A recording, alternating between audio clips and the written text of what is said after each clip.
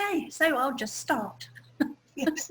Hey everybody, welcome to this week's Conscious Coaching Insights, and joining me today I have the gorgeous Jacqui, who loves working with soulful entrepreneurs to connect deeply with their message, so to speak from the soul and to sell from the soul as well. Today we're going to get focused in on the soulful speaking side. So welcome, Jacqui.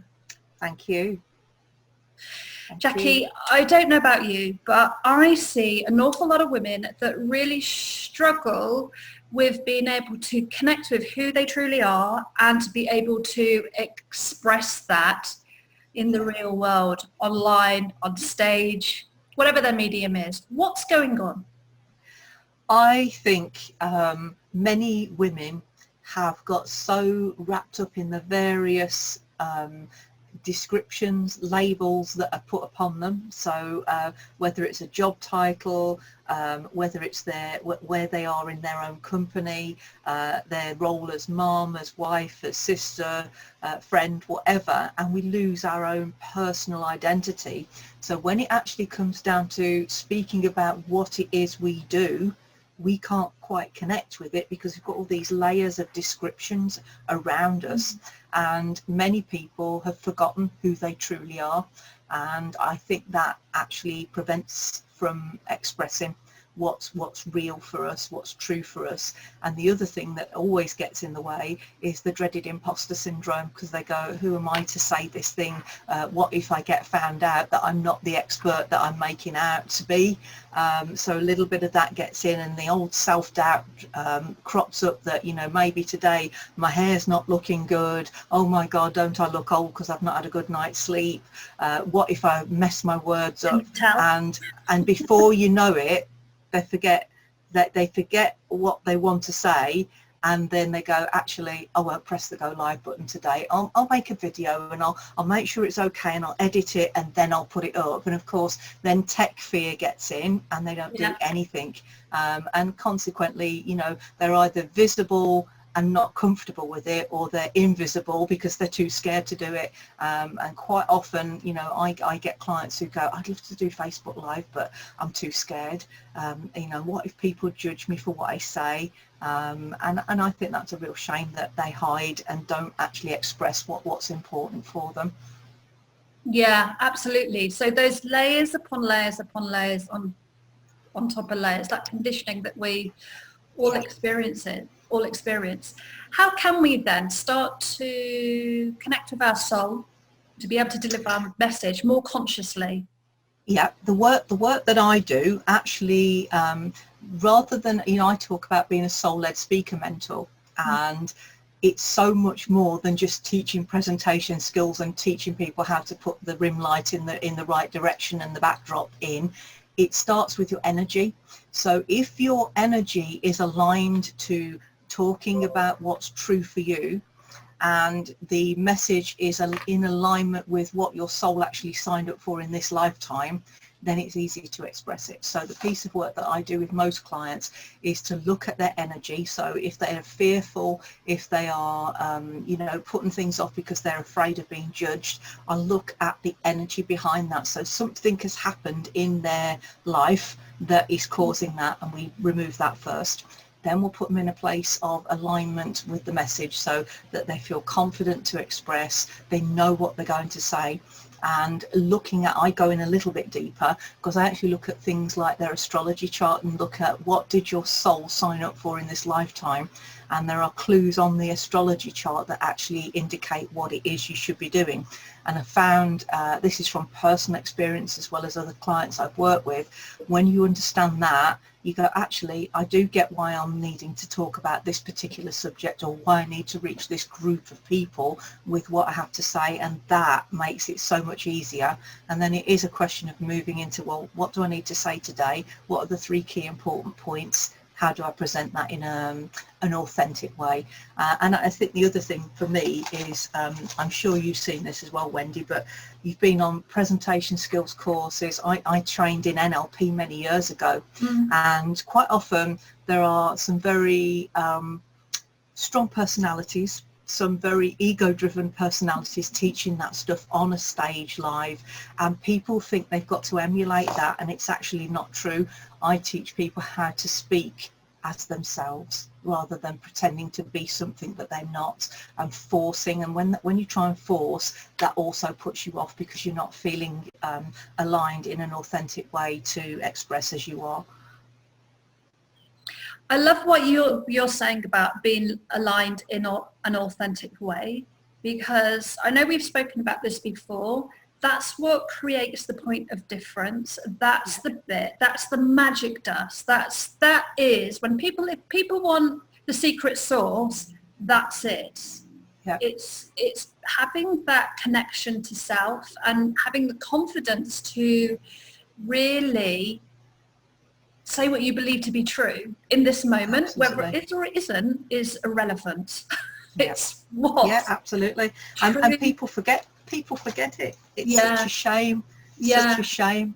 And you know, I'm sure now there are hundreds of women that might watch this that are just not getting out there in a meaningful way, and they've got vital information right now that can help people who are going through hell at the moment. You know, they need messages of hope, transformation, some support to keep them going through whatever they're experiencing right now. And because of that little piece of doubt, they're holding back because they're not showing up as them online in a live stream like this, or in videos, or creating the course, whatever they plan to do. And that's such a shame, because the world's missing out right now by holding back. Do you think that's because we get wrapped up in our heads in a space of usness, rather than thinking about the bigger picture and what's really needed, and moving out of our own limiting beliefs, our own illusion that we've created for ourselves, basically? And Absolutely. We're so wrapped up in that we haven't gone, hey, what do people need? Yeah, absolutely. There's a few things. You know, I think back to the time when I was maybe not quite so confident, and if I'd allowed all of the prejudgments to affect me, I would never have got going. So for a start, I'm from Birmingham, so I've got this dreadful Birmingham accent that, you know, you don't hear it very broadly now, because I've not lived there for 30 years, but it's still there. But there was a time when my accent was quite broad. Now, you know, most people go, I don't like a Birmingham accent, and it's, unless you are from Birmingham, of course, in which case I could have held myself back. You know, you speak to an audience and you're in that point of judgment. And I think that we do get this thing about, you know, I don't look right, my voice isn't right, I haven't got this experience, particularly if you're starting out in a new area, you know, and it's the first time you have gone live on a broadcast. It can be daunting. And I think people actually get stuck in their head, and in addition to that little piece of monkey chatter, you know, that invisible voice on your shoulder goes, you can't do this, who are you to say that, how dare you think you can go out there and be, you know, the big I am. And that piece gets in the way, and we have to kind of learn techniques to close off that monkey chatter, to stop the self-judgment, because it's focusing on the serving. And the same is true, you know, we touched on the fact that I'll talk about speaking and soul-led sales as well. The two are the same. For me, they're the same, and it's about serving the client with the piece that they actually need right now, and having that conversation with them. So yeah, absolutely. I think we get wrapped up in our thing first, and that keeps us trapped, so we never express. Yeah. What are some things then that people can do consciously to start breaking free of that reality that we've created for ourselves, that illusion, to move beyond that, and to really, I don't like the word step up, but it is sort of step up. It's sort of you've got to get out of your own way. Yeah, you have. I mean, I think in the coaching world, we frequently are asked the question, what's your why? And if you connect with, why am I doing this thing? Normally it isn't just to show up live on a video camera and look good. it isn't to make loads of money. It's part of making a living from running the business, but there's always a deeper why, and I think when you connect to that, that can help. So for me, I know that there are hundreds of people not expressing those messages right now. And my job, I've always described myself in the past as a wake-up call. So I know I need to encourage those women, those men to speak up with those spiritual messages to help the world right now. And that's my why. So think about, why am I doing this job? So if you're coaching, if you're healing, if you've got some element of change to make in the world, why are you doing it? Why did your soul sign up for that piece, and connecting with that?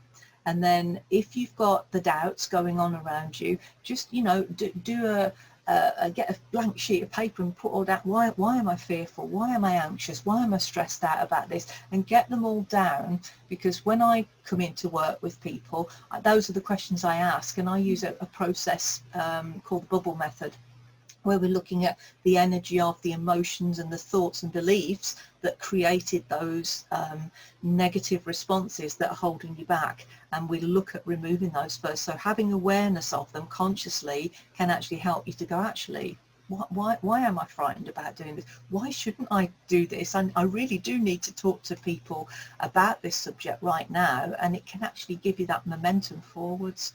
So definitely look at those two. Brilliant. That's really helpful. Thank you for sharing that. That's okay. I always think as things as layers as well. I think there's no such thing as perfect for female solopreneurs unless they've hit a certain income bracket, and then you've got a team and people can do things for you. But I always look at things in terms of layers. Like, this show is nowhere near how I want it to be. I haven't done an intro, I haven't done an outro, I haven't introduced myself properly. There's lots of things that I know that I can be doing better. Yeah. But I'm a believer that it needs to get out there. And what I will do as I'm working is I will just put on another layer later on, and then I'll put on another layer, and then I'll put on another layer until absolutely. Yeah. It's there's an old adage, isn't there, that good is good enough. Yeah. And quite often the perfectionist in everyone puts off doing things, and actually what we need to do is just get the bare essentials of the message out there, and we can polish it up later. So you said there about the intros and the outros and the funky music that you might have either side. You can add those in afterwards. In fact, you can take this and then edit it and put the pieces on at the front. It's the same when we go live on YouTube. I do the video like this, and it's like, actually then I go into Canva and I'll put the header on it and do it later. You know what, people couldn't care less about those pieces. It's the content in the middle that's important. And we have to prevent the inner perfectionist from stopping us doing that as well. So definitely. And I think it comes back to the energy thing that you say. People pick up on that energy of, there's something not quite right. Actually, people just want you and your rawness. They want to see that you're human, that you're real. Definitely. And there's a point where if you come on and you're not feeling sure about what you've got to say, people will pick up on that, and that may not convince people to listen any further. But if you talk to camera with absolute certainty about what you're saying, and the enthusiasm behind it, that you know that you can help people, then that's the piece that will connect with your audience. So we have to put all other things aside, get that the key element of the message out there, and work with that. But like you say, I've done it where the cameras, I've done it on a phone and the phone's fallen off the box that I've got it propped up on, or the backdrop's fallen, or I've messed my words up halfway through, or lost track of what I was going to speak. Do you know what? It just shows you're human. And people aren't buying perfect. People want the quality of the content in what you're saying. It doesn't have to be a polished performance. And actually, it's a little bit like years ago, when you answer the phone and you put your telephone voice on, people, that's not the real you, is it? So the same is true for video. And it's okay to mess up. It does show that you're human, and I think that endears you to the right clients. You'll align to the right clients by just showing up as you. I mess up all the time. So do I. But I just choice. I don't do it and impact people, or I do it and impact people and it's not perfect. And well, I mean, I showed up on this and I didn't even show up as me, did I? I got the wrong photograph up when I so I had to do a quick edit on that. I got the wrong name, wrong photograph. So I did the other week. I ran a masterclass and I logged into the wrong account, and halfway through the masterclass got cut off because I'd logged into my free account instead of my paid account. And it's like, I thought, what did people think? And it's like, well, do you know what? I can't worry about that. So I had to redo it. So it happens to even the most seasoned pro speaker that we all mess up from time to time. We just have to, put that aside, go, okay, get on with it. It's how you, it's always the resilience. It's always how you cover. Jacqui, how can people find you, gorgeous?